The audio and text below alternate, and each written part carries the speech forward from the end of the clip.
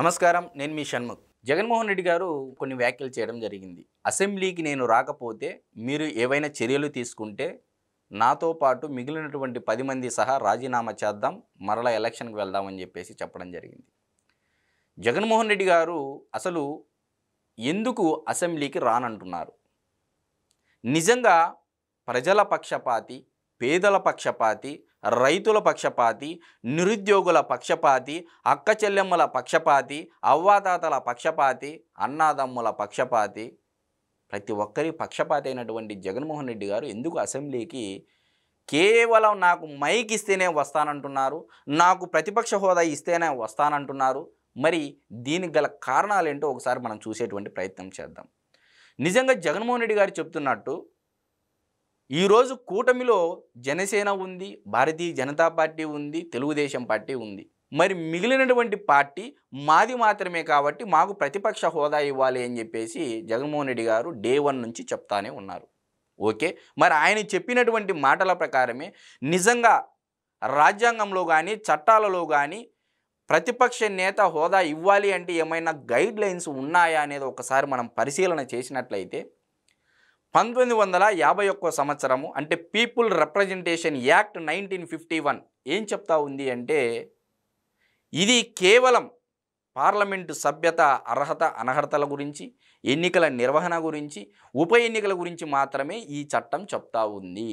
So ఈ చట్టంలో కూడా ఎక్కడ ప్రతిపక్ష నేత హోదా ఇవ్వాలి అన్నా, ఆ పార్టీని ప్రతిపక్ష పార్టీగా పరిగణించాలన్నా ఎక్కడ గైడ్ లైన్స్ లేవనేది మొదటి అంశంగా మనం చెప్తా ఉన్నాం. ఇకపోతే రెండవ అంశం 1977 సంవత్సరంలో ఇదే శాలరీస్ అండ్ అలవెన్సెస్ ఇన్ పార్లమెంటే యాక్ట్ అని చెప్పేసి 1977లో ఇది తేవడం జరిగింది. సో ఈ చట్టంలో ఏమైనా ఉందా ప్రతిపక్ష నేత హోదా ఇవ్వాలి అని అంటే ఎక్కడ కేవలం జీతభత్యాల గురించి మాత్రమే ఈ చట్టంలో ఉంది. సో ఇక్కడ కూడా ఏ గైడ్ లైన్స్ లేవు ప్రతిపక్ష నేత హోదా గురించి. మరి ఎలా వచ్చింది 1/10 members of the total members of the house అని పదే పదే రాజకీయ మేధావులు, మీడియాలో ఉన్నటువంటి పొలిటికల్ అనలిస్టులు, సామాజిక ఆర్థిక రాజకీయ విశ్లేషకులు సైతం చెప్తా ఉన్నారు, సీనియర్ జర్నలిస్టులు సైతం చెప్తా ఉన్నారు. మరి దీనన్నిటికీ ప్రధానమైనటువంటి మూలం ఎక్కడుంది?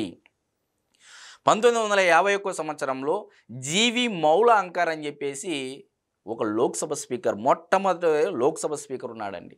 అతను ఆనాడు ఇదే ప్రశ్న అంటే ఉత్పన్నమైనప్పుడు ఒక స్పీకర్ అనేటువంటి ఆ వ్యక్తి ఒక రూల్ పాస్ చేయడం జరిగింది. ఏమని రూల్ పాస్ చేశారు అంటే ఇక్కడ ఉన్నటువంటి హౌస్ మెంబర్స్లో 1/10 ఉంటేనే అది ప్రతిపక్ష పార్టీగా పార్లమెంటరీ పార్టీగా పరిగణించాలనేటువంటి ఒక రూల్ పాస్ చేయడం జరిగింది 1951 సంవత్సరంలో. మరి ఈ రూలు తదుపరి వచ్చినటువంటి ప్రతి ఒక్క స్పీకరు ఇదే సాంప్రదాయాన్ని, ఇదే రూల్ను కంటిన్యూ చేస్తూ రావడం జరిగింది.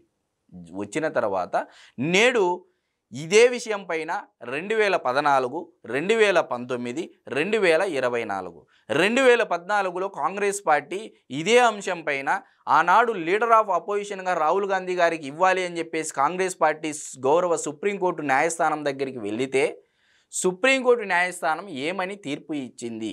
స్పీకర్ యొక్క తుది నిర్ణయమే నిర్ణయము అని చెప్పేసి, స్పీకర్ యొక్క నిర్ణయాలలో మేము వేలు పెట్టదలుచుకోలేదని చెప్పేసి క్లియర్గా చెప్పడం జరిగింది. ఇది జాతీయంగా నేను చెప్తున్నటువంటి అంశం కాంగ్రెస్ పార్టీ విషయపరంగా. మరి 2019లో మరలా కాంగ్రెస్ పార్టీకి సబ్జెక్ట్ కరెక్షన్ 52 ఎంపీ సీట్లు అనుకుంటే మరి 2019లో కూడా leader of opposition Rahul Gandhi గారికి ఇవ్వలేదు.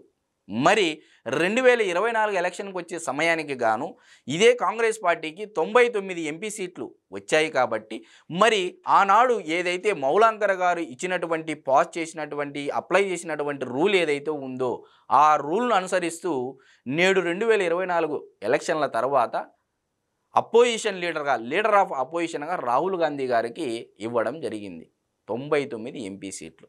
మరి 543 మంది సభ్యులు అనుకుంటే మరి ఇద్దరు నామినేటెడ్ సభ్యులు కాబట్టి మరి 543లో 1/10 అంటే 54.3 అంటే 55 మంది ఉన్నట్లయితే లీడర్ ఆఫ్ అపోజిషన్ ఇస్తారు, ఆ పార్టీకి పార్లమెంటరీ పార్టీగా పరిగణిస్తారు. మరి ఈరోజు లీడర్ ఆఫ్ అపోజిషన్గా రాహుల్ గాంధీ గారు ఉన్నారు, ఇది మీ అందరికీ తెలిసినటువంటి వాస్తవం. మరి ఇది జాతీయంగా జరిగినటువంటి గతంలో సుప్రీంకోర్టు ఇచ్చినటువంటి తీర్పులు మీ ముందు ఉంచాను. ఇకపోతే రాష్ట్రీయంగా వచ్చినట్లయితే చంద్రబాబు నాయుడు గారు చెప్పిన దాని ప్రకారము 1994లో పి జనార్దన్ రెడ్డి గారు ఆనాడు 26 సీట్లు ఎన్నో రావడం జరిగింది. నాకు తెలిసి అంటే నాకున్నటువంటి అవగాహన మేరకు ప్రతిపక్ష నేత హోదా కూడా రాలేదు. మరి ఆనాడు పి జనార్దన్ రెడ్డి గారు ఇప్పుడున్నటువంటి నేడు మాజీ ముఖ్యమంత్రి పులివెందుల శాసనసభ్యుడైనటువంటి జగన్మోహన్ రెడ్డి గారు చూపిస్తున్న కుంటి సాకులు ఏవైతే ఉన్నాయో ఆ రకంగా ఆనాడు పి జనార్దన్ రెడ్డి గారు ఏ కుంటి సాకులు వెతుక్కోలేదు. నేరుగా అసెంబ్లీకి వెళ్ళారు, ప్రజా సమస్యల మీద గలమెత్తారు. మరి నేడు అదే పులివెందుల శాసనసభ్యుడు మాజీ ముఖ్యమంత్రి అయినటువంటి జగన్మోహన్ రెడ్డి గారు నేను పులివెందుల పులి సింహం సింగిలొస్తాది, నేను వస్తే మైకు సైతం గడగడలాడిపోతుందన్న తరహాలో వాళ్ళ శ్రేణులు కానీ వాళ్ళ కార్యకర్తలు కానీ హైప్ ఇస్తూ ఉన్నారు. మరి వాళ్ళ యొక్క ప్రయత్నము ఒక అప్రయత్నంగానే మిగిలిపోదే పరిస్థితి నెలకొంది.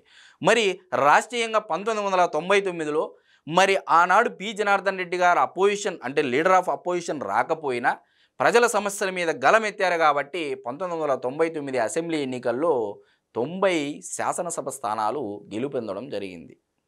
దీన్ని బట్టి మీకు అర్థమయ్యేది ఏంటంటే ప్రజల గురించి ఏదైతే ఏ అసెంబ్లీకి ఏ ఎమ్మెల్యే అయితేనే మనం ఎన్నుకున్నారు అంటే ప్రజల చేత ప్రజల కొరకు ప్రజల కోసం ఎన్నుకోబడినటువంటి ప్రజాప్రతినిధులు అసెంబ్లీకి వెళ్ళి శాసనాలు నిర్మించే విధంగా ఉండాలి తప్ప ప్రజల కోసం పోరాడాలి తప్ప ఇట్లా నాకు సమయం ఇస్తేనే నేను వస్తాను ప్రతిపక్ష నేత హోదా ఇస్తానని ఆనాడు పి జనార్దన్ రెడ్డి గారు ఎక్కడా చేయలేదు. ఇది నిజమైన రెడ్డికి ఉన్నటువంటి లక్షణం అని చెప్పేసి చాలామంది రెడ్డి కమ్యూనిటీ గ్రూపుల్లో కూడా పోస్ట్ చేస్తూ ఉన్నారు. ఇది ఇకపోతే జగన్మోహన్ రెడ్డి గారు ఒకవేళ అసెంబ్లీకి వచ్చే సెషన్కి కూడా రాకపోతే మరి పరిస్థితి ఏంటి అని చెప్పేసి చాలామందిలో ఉన్నటువంటి ఒక $1 మిలియన్ ప్రశ్న. మరి దానికి జగన్మోహన్ రెడ్డి గారు నిన్న చేసినటువంటి వ్యాఖ్యలు ఏమని చేశారు అంటే మిగిలినటువంటి 10 ఎమ్మెల్యేలు సైతం రాజీనామా చేసి వెళ్దాము అని చెప్పేసి అంటున్నారు. 10 మంది ఎమ్మెల్యేలు అండి జగన్మోహన్ రెడ్డి గారు కాక మిగిలినటువంటి 10 మంది ఎమ్మెల్యేలు ఒక్కసారి వాళ్ళ పేర్లు చదువుదాం. పుంగనూరు పెద్దిరెడ్డి రామచంద్రారెడ్డి గారు, తంబల్లపల్లి పెద్దిరెడ్డి ద్వారకానాథ్ రెడ్డి గారు, మంత్రాలయం వై బాలనాగిరెడ్డి గారు, రాజంపేట ఆకేపాటి అమర్నాథ్ రెడ్డి గారు, బద్వేలు దాసరి సుధా, ఆలూరు విరూపాక్షి, ఎర్రగొండపాలెం తాటిపత్రి చంద్రశేఖర్, దర్శి బూచేపల్లి శివప్రసాద్ రెడ్డి గారు, అరకు రేగం మత్స్యలింగం గారు, పాడేరు మత్స్యరాజ విశ్వేశ్వరరాజు గారు. అంటే దీనిలో 4 నుంచి 5 మంది కొత్త సభ్యులండి శాసనసభ సభ్యులు. మరి వాళ్ళకి అసెంబ్లీకి వెళ్ళి అధ్యక్ష అని అనాలని కోరిక ఉండదా? మరి వారి నియోజకవర్గ సభ్యులు అంటే ప్రజల తరపున పోరాడాలని ఆ శాసనసభ్యులకు ఉండదా అని చెప్పేసి జగన్మోహన్ రెడ్డి గారిని నేను మీడియా ముఖంగా అడుగుతా ఉన్నా. మరి కేవలం మీ యొక్క అహము, మీ యొక్క ఈగో, మీ యొక్క గర్వం కోసం ఈనాడు మిగిలినటువంటి 10 మంది సభ్యులను బలి చేయడం ఎంతవరకు సమంజసము? ఈనాడు నారా చంద్రబాబు నాయుడు గారైనా, పవన్ కళ్యాణ్ గారైనా, స్పీకర్ అయినా, డిప్యూటీ స్పీకర్ అయినా ఏమని కోరుతా ఉన్నారు? మీకు సమయం ఇస్తాము రండి అసెంబ్లీకి అని చెప్పేసి అంటా ఉన్నారు. కాబట్టి మీరు ఏదైతే మీ శ్రేణులు, మీ నాయకులు, మీ కార్యకర్తలు నామకరణం చేశారో పులివెందుల పులి దివంగత నేత రాజశేఖర రెడ్డి గారి కుమారుడని ఏవైతే ఉన్నాయో ఆ పదాలు నిలబెట్టాలి. ఆ పదాలు జనాలలో ఉండాలి అంటే మీరు అసెంబ్లీకి వెళ్ళాలి. వెళితేనే మీకు హుందాకరంగా ఉంటుంది రాజకీయంలో అని చెప్పేసి నేను సవినయంగా తెలియజేసుకుంటా ఉన్నా. సో మీరు వచ్చే సెషన్కి కానీ రాకపోతే స్పీకరు ఆటోమేటిక్గా అర్హత కోల్పోతారు. మీరు వచ్చినా రాకపోయినా ఈసారి స్పీకర్ నిర్ణయం అయితే ఖచ్చితంగా తీసుకుంటారనేది చెప్పకనే చెప్పారు.